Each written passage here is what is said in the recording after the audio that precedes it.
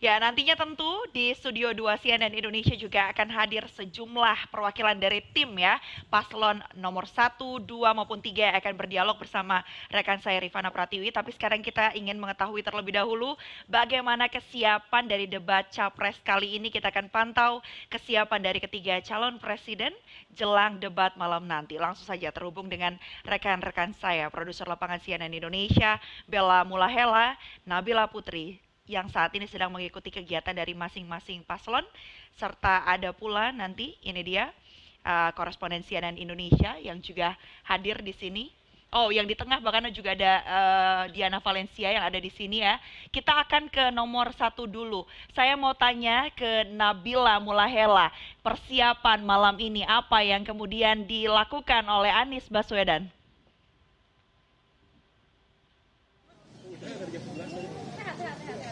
Ya, selamat sore Mayfrey. Betul saja, memang saat ini saya masih berada dalam kediaman rumah dari Capres nomor urut 1 Anies Baswedan. Memang sampai saat ini belum terlihat keluar ataupun menyapa awak media sejak siang tadi sudah menunggu kehadiran ataupun wujud dari Anies Baswedan di area luar rumah di Jalan Lebak Bulus 2, Jakarta Selatan. Dan memang kalau misalnya Anda bertanya apa saja persiapan dari Capres nomor urut 1, kita juga sempat berbincang daripada ke jubir dan juga kepada Anies sendiri. Ia mengatakan bahwa tidak ada persiapan yang begitu dalam, hanya membaca buku dan juga membaca-baca materi, memperdalam beberapa materi yang memang kalau misalnya kita melihat beberapa tema yang akan dibahas terkait dengan kesejahteraan sosial dan pembangunan sumber daya manusia, ini masih dalam masuk rekam jejak dari Anies Baswedan yang pernah menjadi ataupun menjabat sebagai Menteri Pendidikan dan juga Gubernur DKI Jakarta pada periode kemarin.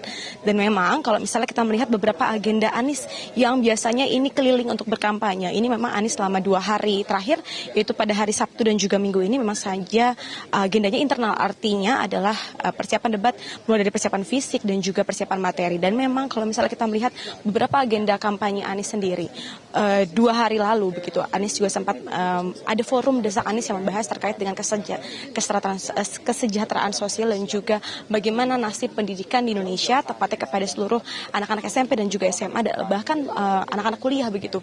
Dan ini membahas tentang bagaimana kesenjangan antara mereka mendapatkan pendidikan yang layak dan juga harus mengalah dengan orang-orang ataupun anak-anak yang memiliki jalur dalam begitu, Mayfrey. Dan memang kalau misalnya ditanya terkait dengan apa saja strategi Anies nantinya di dalam debat, kalau misalnya kita melihat pada debat pertama dan juga debat ketiga, Anies ini selalu memiliki poin-poin ataupun memiliki gerakan, yaitu menyerang lawannya. Kalau misalnya saat ini artinya, tadi kalau misalnya kita sempat menanyakan kepada Anies, ia mengatakan bahwa tidak terlalu akan menyerang lawan, namun kita juga akan menanti apakah betul Anies kali ini akan calm down gitu, akan fokus pada gagasan, apakah nanti juga akan ada serangan-serangan seperti biasa ia lakukan. Namun kalau misalnya kita melihat pada tema-tema ataupun subtema pada dalam debat yang nanti akan diselenggarakan pada pukul 7 terkait dengan pendidikan, kesehatan, ketenagakerjaan, kebudayaan, teknologi, informasi, dan kesejahteraan sosial serta inklusi ini memang masih masuk dalam visi misi Anies, yaitu pada poin kelima, artinya adalah mewujudkan manusia Indonesia yang sehat, cerdas, produktif, berakhlak, serta berbudaya.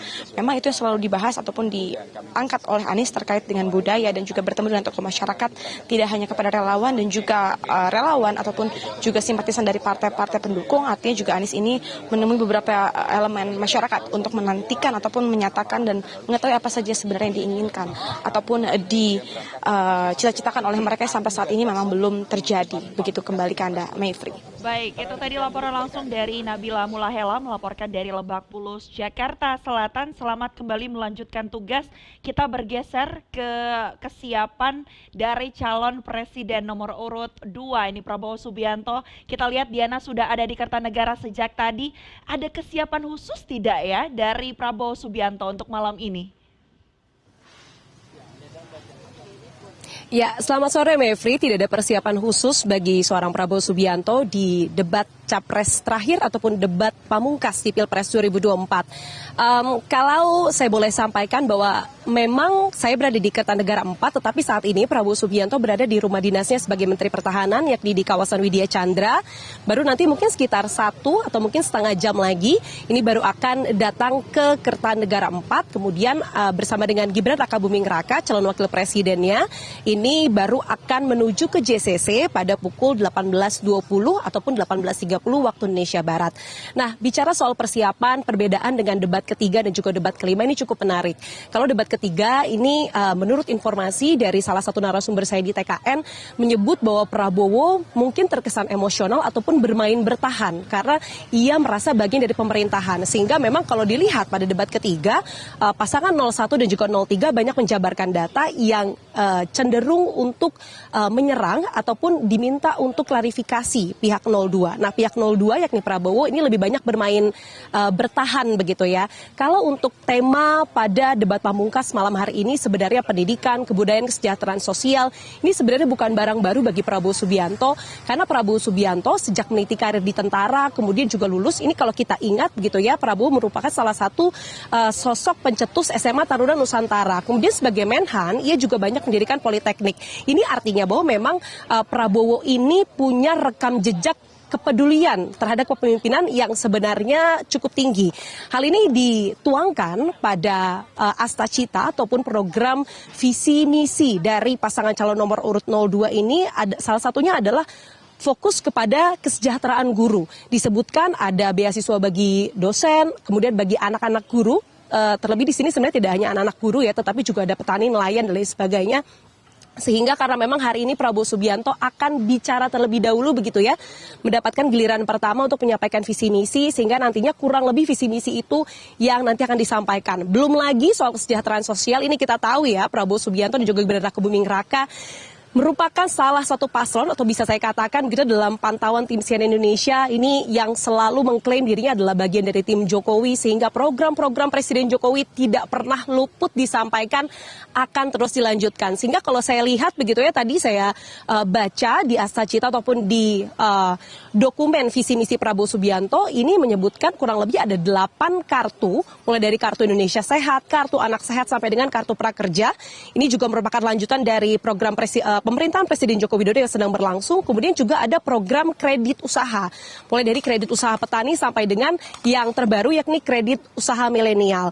Nah, kalau untuk persiapan debat hari ini sebenarnya beberapa waktu lalu ketika Prabowo Subianto berkampanye begitu ya di beberapa tempat, entah itu di Makassar ataupun di Jakarta itu sendiri, ini sempat berguyon begitu Mevri bicara bahwa ada was-wasnya atau deg-degannya begitu ya karena takut diberikan nilai rendah, tetapi ia sendiri di sini sekaligus meyakinkan para pendukungnya bahwa memang ada beberapa kesempatan begitu ya, ia menjelaskan ia bukan pribadi ataupun pemimpin yang banyak ataupun bisa memilih kata ataupun diksi, tetapi lebih kepada fokus kepada program kerjanya. Sehingga kita nantikan semoga pada debat malam hari ini, debat pamungkas, bisa menyediakan debat yang substantif dan 02 pada beberapa waktu lalu gitu ya berkomitmen untuk menyediakan ataupun menyatakan program kerja, maksud kami menyelenggarakan program-program kerja yang inklusif begitu bagi masyarakat, dan semoga ini juga terlaksana begitu di debat kelima ya, tidak hanya omong-omong saja begitu.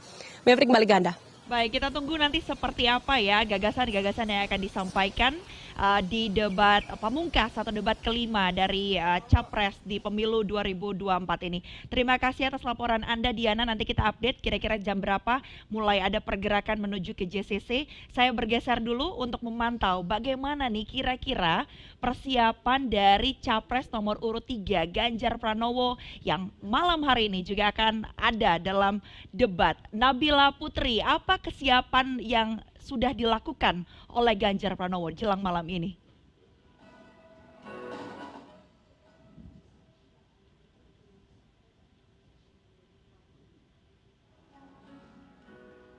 Silakan Nabila dengan laporan Anda.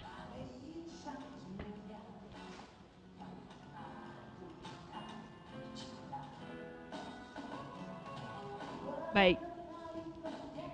Kita lihat ya bahwa sejumlah persiapan di belakangnya sudah mulai banyak ini menjadi Ya. lokasi-lokasi juga. Silakan Nabila. Selamat sore, Mevri dan juga Rifana. Mohon maaf saya kurang dapat mendengar pertanyaan Anda. Namun jika bicara soal persiapan dari debat kelima yang pada malam hari nanti akan diikuti oleh para calon presiden, untuk calon presiden nomor urut 3 Ganjar Pranowo ini juga diakui tidak ada persiapan khusus. Bahkan uniknya pagi hari tadi Capres nomor urut 3 Ganjar Pranowo juga sempat membagikan aktivitasnya di media sosial, di mana pagi tadi Ganjar masih berolahraga santai, bahkan juga tampak makan mie ayam di kuliner kaki lima seperti itu. Namun dari tim pemenangan nasional Ganjar Mahfud dari Ketua TPN Arsyad Rashid disampaikan jika memang tidak ada persiapan khusus karena Ganjar memang sudah menguasai ataupun sudah paham betul dengan tema-tema debat yang akan dibahas pada malam hari nanti, yakni kurang lebih akan membahas soal pendidikan, kesehatan, ketenagakerjaan, kebudayaan, teknologi informasi, dan lainnya. Kalau kita lihat, Mevri, pada sore hari ini saya berada di salah satu posko pemenangan dari Ganjar Mahfud yang ada di Jalan Teguh Umar, Jakarta Pusat, di mana nantinya calon wakil presiden nomor urut 3 Mahfud MD akan berangkat dari lokasi saya melaporkan. Sementara untuk Ganjar Pranowo rencananya akan berangkat dari High End untuk kemudian bertemu bersama-sama di Jakarta Convention Center yang akan menjadi lokasi debat malam nanti. Tentu dari pasangan calon nomor urut 3 yang selalu ditunggu setiap momen debat ini adalah kostumnya, begitu Mevri dan juga Rifana. Kita juga masih akan menantikan bersama kostum apa yang akan digunakan oleh Ganjar dan Mahfud. Tapi kalau kita melihat sebelumnya, biasanya keduanya ini akan menggunakan kostum yang relate dengan tema debat itu sendiri. Sementara Mevri, terkait juga dengan tema debat, ini juga sudah tercantum dalam visi misi paslon nomor urut 03 Ganjar Mahfud. Di antaranya ada di misi nomor 3, Mevri dan juga Rifana, ada soal mempercepat penguasaan sains dan juga teknologi melalui percepatan riset dan juga inovasi. Kemudian juga ada di poin misi nomor 5, yakni mempercepat pembangunan sistem digital nasional. Jadi memang ada 8 misi yang kemudian diperkenalkan oleh Ganjar Mahfud yang juga dapat diakses oleh masyarakat luas di website pemenangan Ganjar Mahfud itu sendiri.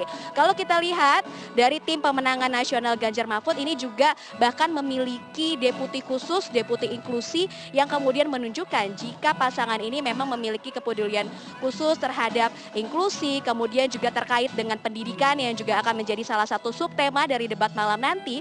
Ganjar Mahfud ini memiliki program Satu Keluarga Miskin Satu Sarjana yang juga sudah secara resmi diperkenalkan kepada masyarakat, di mana jika Ganjar Mahfud terpilih pada 2024 nanti, rencananya program ini akan dilaksanakan di mana seluruh keluarga di Indonesia, keluarga miskin di Indonesia akan diambil satu anak di keluarga tersebut untuk kemudian mendapatkan pendidikan tinggi yang nanti juga akan disesuaikan dengan kemampuan maupun dari minat bakat anak tersebut. Selain itu terkait juga dengan digitalisasi, salah satu program yang rutin diperkenalkan oleh Ganjar Mahfud di tiap-tiap kunjungannya di daerah ini adalah KTP Sakti. Jadi ini juga merupakan salah satu wujud digitalisasi yang kemudian diperkenalkan oleh Ganjar Mahfud itu sendiri, karena memang menurut Ganjar Pranowo hal-hal terkait digitalisasi ataupun pemanfaatan IT dalam program-program pemerintahan ini adalah merupakan salah satu wujud transparansi pemerintahan dengan membuka digitalisasi sehingga tidak ada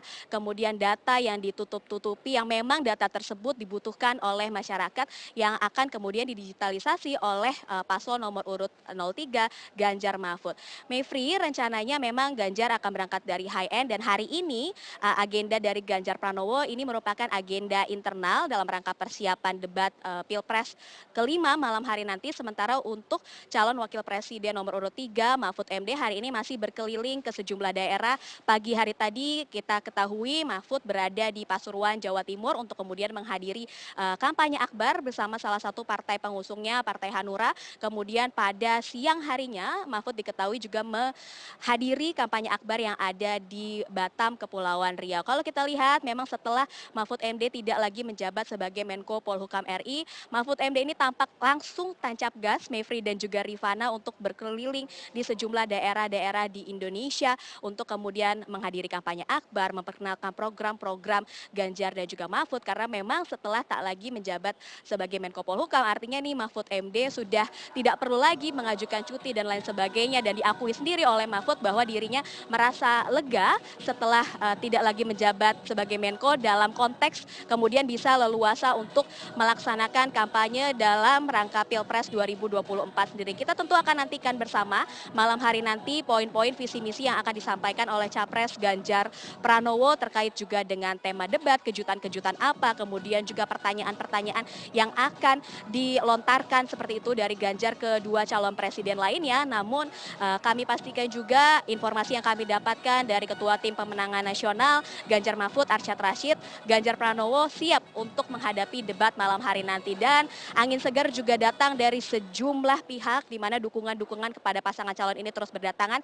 Di antaranya siang hari tadi juga sudah dideklarasikan secara resmi dukungan dari Ahokers yang didatangi langsung oleh Basuki Cahayapurnama. Tentu mendekati hari pemungutan suara, mendekati juga debat pamungkas malam hari nanti, dinamika terus terjadi, salah satunya juga di pasangan calon nomor urut 03 Ganjar Mahfud. Kembali ke studio, Mevri dan juga Rifana. Baik, terima kasih atas laporan Anda, Nabila Putri. Tadi melaporkan bagaimana kemudian agenda dari Ganjar Pranowo hari ini. Setelah sebelumnya juga kita sudah simak bersama, ada laporan langsung dari teman saya, rekan saya, produser lapangan CNN Indonesia, Diana Valencia, dan sebelumnya ada pula Bella Mulahela. Ini semua cewek-cewek kece yang sedang melaporkan langsung dari lokasi dan nanti akan mengikuti bagaimana persiapan perjalanan para capresnya untuk menuju ke Jakarta Convention Center. Selamat kembali melanjutkan tugas Anda, rekan-rekan sekalian.